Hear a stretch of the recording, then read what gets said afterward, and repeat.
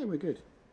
Well, so, first I just want to ask you, for uncultured people such as myself, how would you describe your style? What can people expect from your music and your performances and things? I'd say I sing an enormous amount of classical crossover music, and I guess that's the bracket you put it in as a genre of music, but in that there is all sorts of music. There's things like opera, there's more kind of contemporary music, a little bit of pop culture as well, so there's loads of different types. I wanted to get this out of the way first, because obviously people have the instant comparisons to Katherine Jenkins, and on the album it says, the English But Katherine with brown Jenkins. hair, I have brown hair, it's very important. I mean, how do you feel with that? What does it, how do you feel about being compared to Katherine? I think she's amazing. I think she's an incredibly beautiful woman, and I think she has done amazing things with her career as well. So for me to be compared to that and to her success is a real, it's a real compliment actually. It's really lovely. I mean, you must sort of travel in the same circle, so have you met her, and do you kind of aspire to do the way she's kind of taken her career? Yeah, I met her for the very first time when I was 15 years old, and I just won the first sort of competition, and it was my first public performance as well, Chorister of the Year in 2005, and she'd done the same competition in Wales as a young girl, so I sort of said I really wanted to see her in concert and try and meet her. So I went along with my mum, was really excited, and said, "Hi, I'm Laura, I did this competition, I don't know if you remember doing the same thing yourself," and had a really lovely chat with her. And then a couple of years later ended up that I was on tour with her when I was singing in the group All Angels. So it's kind of just gone like that, and I meet her along the way, but I think we both just sort of do our thing, and that's how it is really. And lastly about her, she's obviously now gone on and she's doing Dancing with the Stars in America. Are you a fan of that programme? Will you be following her on there? And yeah, I've watched a couple of they've done 2 episodes I think so far, so I watched her first dance, and I thought, oh my goodness, it was amazing. To go on and do something like that, for me, I was thinking it's one thing to go on and perform on a show like that. I recently sang on Dancing on Ice, and you go on and you perform, and that's where you're comfortable, you sing, and that's where I'm most comfortable. But to go on and actually dance or do something like that, I think it's amazing. So do you think you could do something similar? Maybe, but with a lot of practice. Now, Stronger as One. Just tell me about that and what that's been selected for and how that's going. Stronger as One is the official Jubilee anthem, and it's one of the tracks on my album as well, Glorious, and it's basically just been the most incredible journey with this one piece of music, and it was chosen as the Jubilee anthem, as I said, and I performed it for the Queen at Westminster Abbey at the Commonwealth observance, and she actually mentioned it in her speech as well. And then I was able to meet her and the Duke of Edinburgh later on in the evening. So it's just been amazing, and it's great actually to represent the Commonwealth and be a part of that. So it's such a special year. And what's it like to kind of meet the Queen? How did that go? You're obviously quite nervous about it, and how did it go on the night? I was so nervous about meeting her. I just stood there a bit stunned actually, and was kind of didn't say anything for a little while, and then thought, I've got to say something, and was introduced as the singer, and she sort of said, "Oh, you're the young lady that's singing the song," and we had a lovely chat. And then the Duke of Edinburgh sort of came in and was like, "Are you all right? Is everyone looking after you?" So they were both wonderful, very gracious people. Now, Westminster Abbey, obviously a very grand place to perform.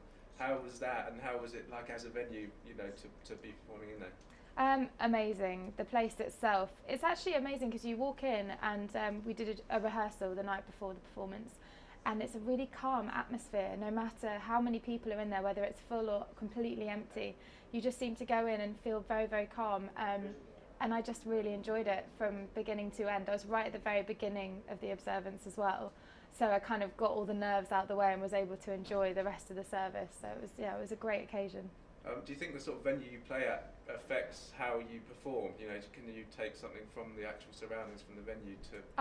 Yeah, definitely. I think, like I said, I felt very calm for that particular performance, but that weekend I was singing at Twickenham for the rugby, which is completely different, and you've got all these cheering fans, and there's so much excitement in the area, and that for me, that's kind of a real positive feeling to have when you stand up and sing.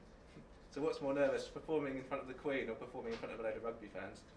Oh, I don't know. I think the Queen, actually, yeah. Actually, the Queen by a long way. What am I talking about? She's pretty important. No, I think two completely different occasions, but I was most nervous in Westminster Abbey. Now your first album went to #1 in the classical charts. Yeah. How was that? Did you expect it to do that well? What was that like to get that #1 slot? It was an amazing feeling. I really didn't expect it either. We'd spent so long sort of carefully choosing the music and making sure that we felt the album was just absolutely perfect, and I was so proud of the finished article, but it was just sort of the icing on the cake, I guess, to get to #1, and it was just an amazing feeling. And now obviously with the second album coming out, does that give you more confidence to make a second album going into the second album? How do you feel with that coming up?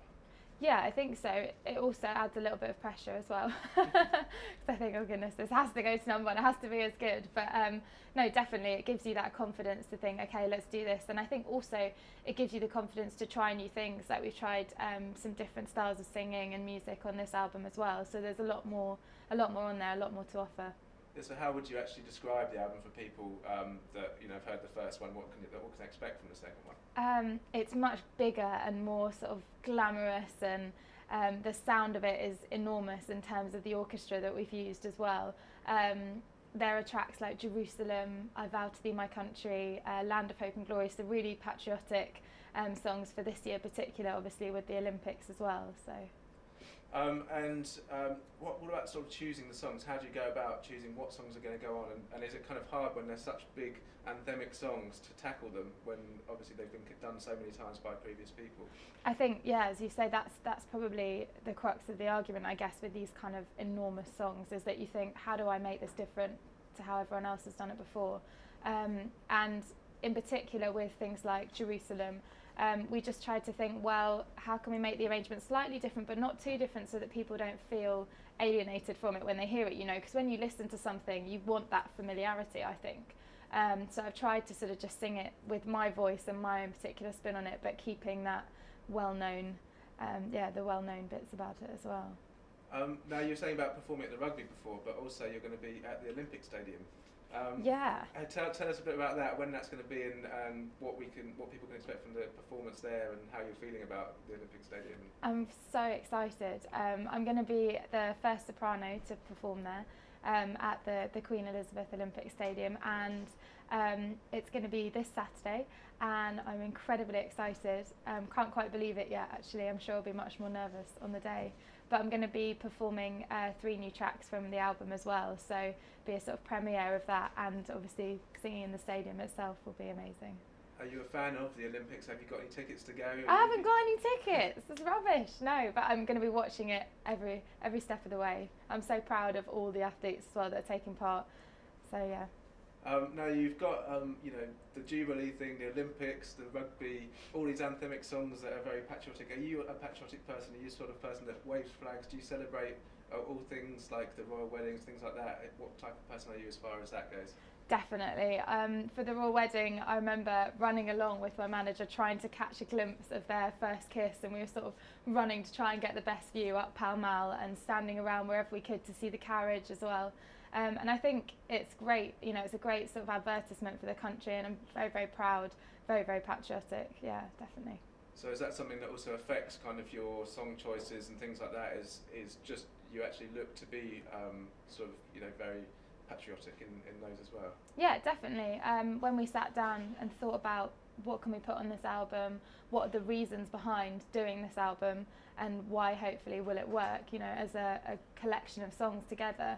I think that was actually sort of the main point, is that it is 2012, there are so many things going on for the country this year, and I feel like there isn't really an English singer out there sort of standing tall doing it, so I thought, why not?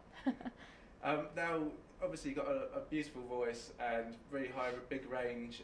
How do you look after that? What are your sort of top tips for looking after your voice? How would you recommend other people that want to develop their voices and look after them should go about it? I think I don't know, quite predictable things maybe. A lot of sleep always helps.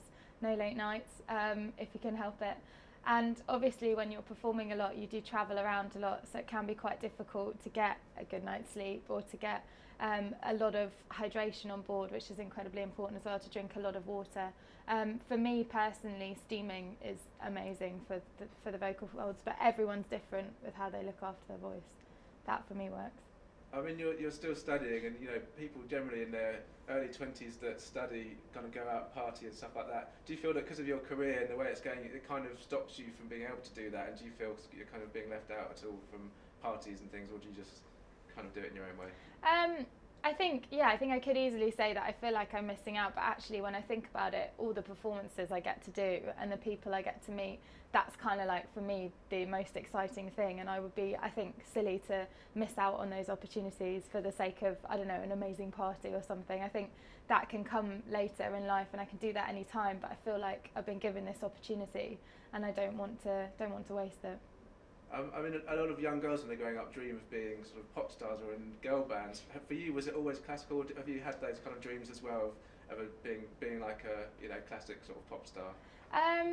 Yeah, I think there's always a little bit of me that thinks, oh, maybe I could do hip hop, but I don't think it would really suit my voice. I think I've grown up with an enormous amount of music surrounding me and my family, and I've got 3 older brothers who all love completely different types of music, and I don't just listen to classical music, and I think that's something that people don't realise often about classical musicians and singers, is that if you go on their iPod or their MP3 player, it's not just going to be Bach, Beethoven, Mozart, whatever. It's going to be an incredible, enormous range of music. So I think for me it's just suited my voice best and felt most comfortable singing that kind of music.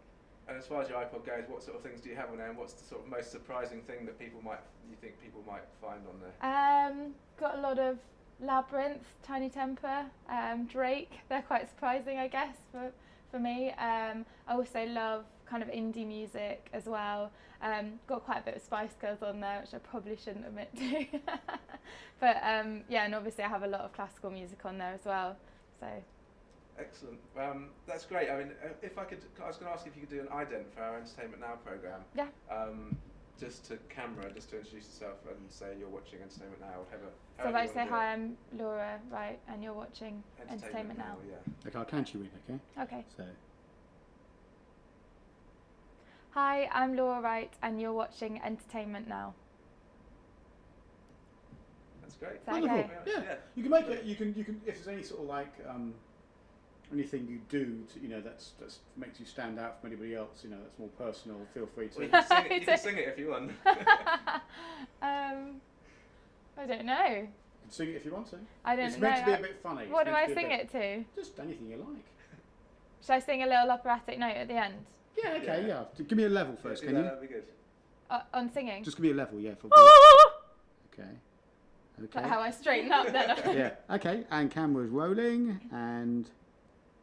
Hi, I'm Laura Wright, and you're watching Entertainment Now. Sorry. That's good. Excellent. Thank you very much. That's good. That's all right.